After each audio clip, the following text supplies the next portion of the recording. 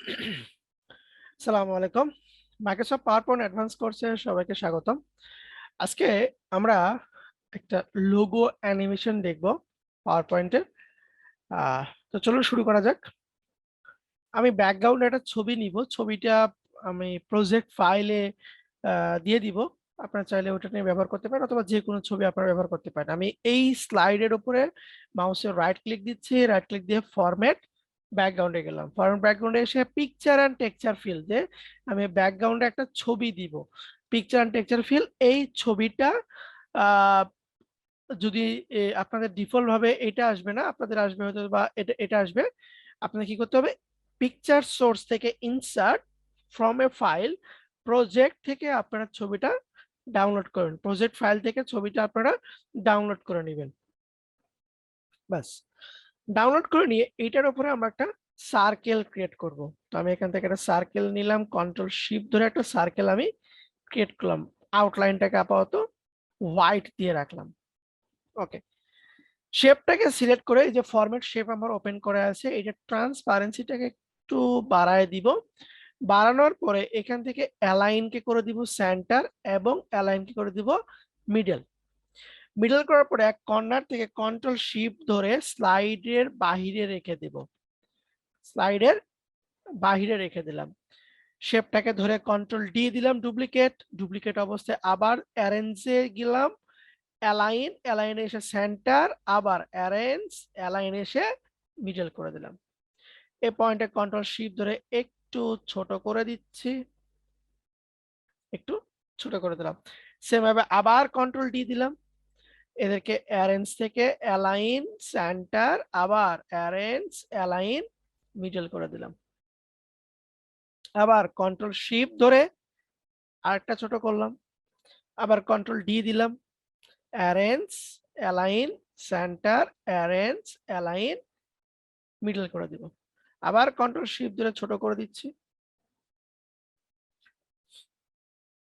আবার control D দিলাম, arrange, align, centre, arrange, align, middle করে দিলাম। এটাকে আর একটা কপি রাখি, সর্বশেষ কপি।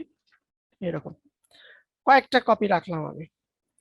রাখার পরে এখন এই অবজেক্টটাকে সিলেক্ট করলাম। অবজেক্টটাকে সিলেক্ট করে আমি চলে যাব অ্যানিমেশন। অ্যানিমেশন এসে অ্যাড অ্যানিমেশন থেকে আমি ইমফ্যাসিসের গ্রোটাকে দিয়ে দিব। এরকম গ্রো হবে।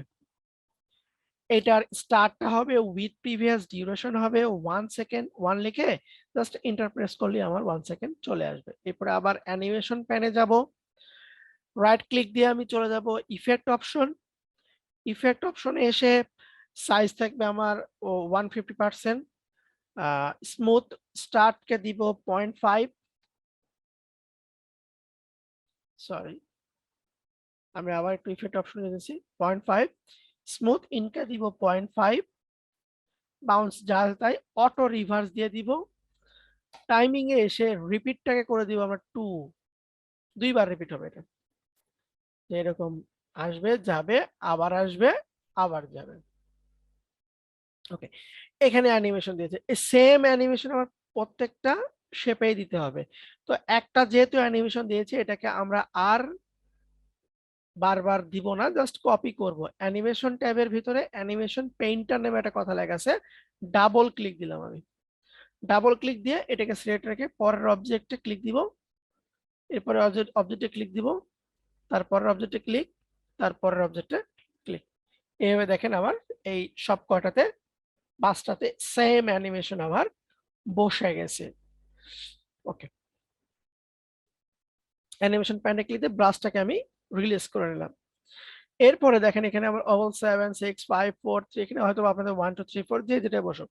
আমি 2 নাম্বার ওভালকে সিলেক্ট করে এখান থেকে ডিলে এসে 0.1, পরেরটাতে 0.2, তারপরটাতে 0.3 এবং তারপরটাতে 0.4। মানে কিছুক্ষণ ডিলে করে দিলাম। দেখেন অ্যানিমেশনটা কিরকম হবে। আমি যদি সব কয়টা একসঙ্গে প্লে দিই, এরকম আর কি।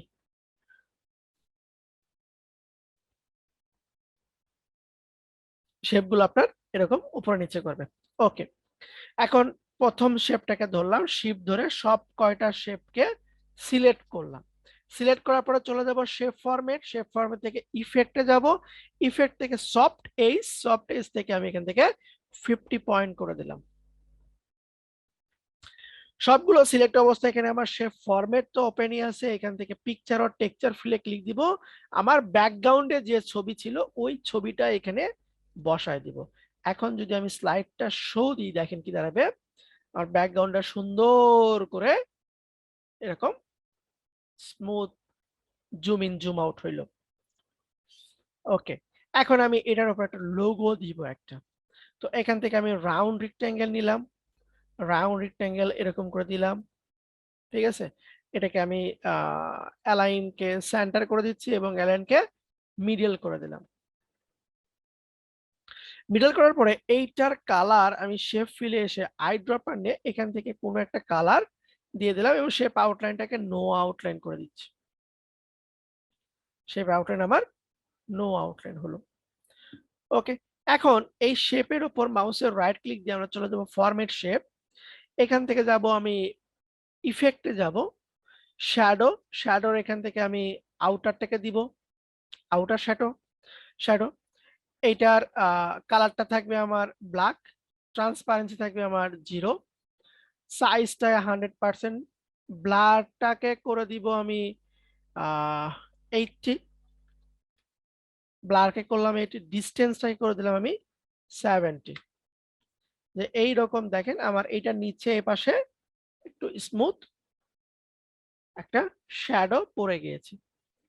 দেওয়ার পরে এই একটা অবজেক্ট, এটাকে আবার আমি কন্ট্রোল ডি দিচ্ছি, কন্ট্রোল ডি দিয়ে অ্যালাইন থেকে আমি অ্যালাইনে যাব, সেন্টার করে দিব, আবার অ্যারেঞ্জ অ্যালাইন মিডল করে দিলাম। সেম ইফেক্ট পড়েছে, আমরা শুধু ইফেক্টে গিয়ে এই অ্যাঙ্গেলটাকে 225 ডিগ্রি অ্যাঙ্গেলে দিব এবং এখান থেকে আমরা কালারটাকে হোয়াইট করে দিব, এই পাশে হোয়াইট আর শ্যাডো, এবং এই শ্যাডোটাকে যদি আমি একটু হালকা করতে চাই তাহলে ট্রান্সপারেন্সির ভ্যালুটাকে আমি একটু বাড়াই দিব যাতে একটু ঝাপসা বোঝা যায়, যে এক পাশে শ্যাডো দিলাম আমি সাদা, এক পাশে শ্যাডো দিলাম আমি কালো। ওকে, এখন এটার উপর আমি লিখবো। তো আমি এখানে পূর্বের স্লাইডে কিছু লিখে রাখছি, জাস্ট এইটাকেই কপি করে নিয়ে আসি, আমি কপি করে এখানে বসায় দিলাম। আপনারা এখানে আপনাদের লোগোটাকে দিবেন এখানে। দেওয়ার পরে এখন আমি এই পাশ থেকে সিলেক্ট করে, সরি, এই পাশ থেকে সিলেক্ট করে সবগুলো মাঝখানে যেগুলো ছিল সবগুলোকে আমি সিলেক্ট করলাম। দুটো রেক্টেঙ্গেল ছিল, উপরে কিছু লোগো ছিল, নিচে স্লোগান ছিল, সবগুলোকে আমি সিলেক্ট করলাম এবং কন্ট্রোল জি দিয়ে আমি গ্রুপ করলাম। গ্রুপ করার পরে এই অবজেক্টটাকে সিলেক্ট করে আমরা চলে যাব হইতেছে অ্যানিমেশন, অ্যানিমেশনে এসে আমরা ইনটান্সের জুম অ্যানিমেশন দিব, জুম অ্যানিমেশন। আমরা অ্যানিমেশন প্যানটাকে ওপেন করব, এইটাকে টেনে সবার উপরে দিব এবং অ্যানিমেশনটা হবে আমার উইথ প্রিভিয়াস, অ্যানিমেশনটা হবে আমার উইথ প্রিভিয়াস এবং ডিউরেশনটা হবে আমার 0.7। এরপরে অবজেক্টটাকে সিলেক্ট করে আবার চলে যাব অ্যাড অ্যানিমেশন, এখানে এসে এখন আমি এক্সিটটাকে দিচ্ছি, এক্সিট জুম, যেটা আমার বের হয়ে যাবে, এক্সিট জুম, এটাকে টেনে আমি এই ইনটান্সের নিচে দিলাম।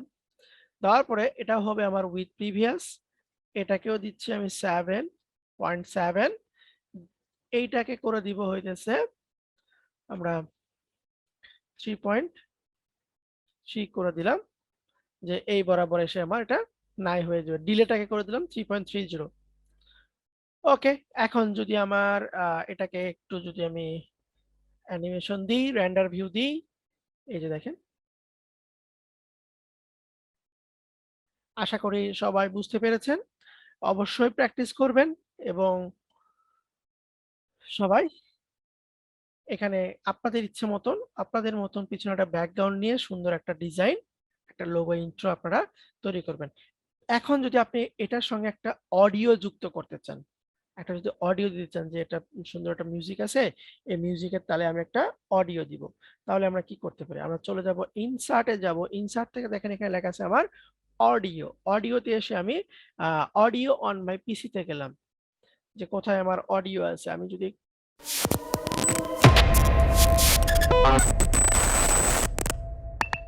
পেয়েছি, এটাই দিচ্ছি আমি। আমি অডিওটাকে ইনসার্ট করলাম, অডিওটাকে আমি একটু বাহিরে দিই।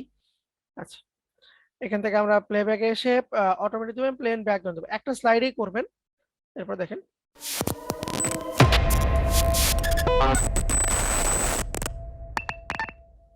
ব্যাস সুন্দর হয়েছে। তো এটাকে যদি আমরা ভিডিও রেন্ডার দিতে চাই, চলে যাব আমি ফাইলে, যাব ফাইল থেকে এক্সপোর্টে, যাব এক্সপোর্ট থেকে create a video, then create a video. এখান থেকে আমি আহ, আমাদের যে ফাইলটা ছিল সেইখানে আমি দিলাম লোগো ইন্ট্রো লিখে আমি সেভ করতেছি এটাকে। আমার এখানে রেন্ডারটা হইতেছে। ওকে, আমি যদি এটাকে একটু প্লে দিই,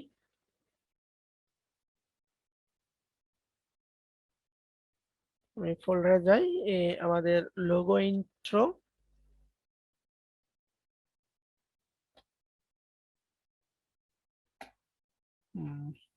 এই যে আমার লোগো ইন্ট্রো।